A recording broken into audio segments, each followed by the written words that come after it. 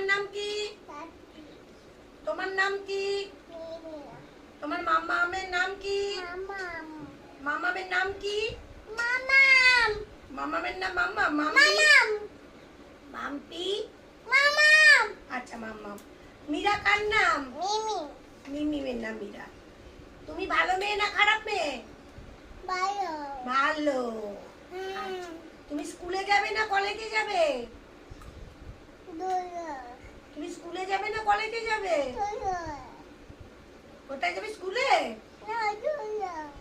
কোথায়? তুমি মামবাড়িতে কিসে করে যাও?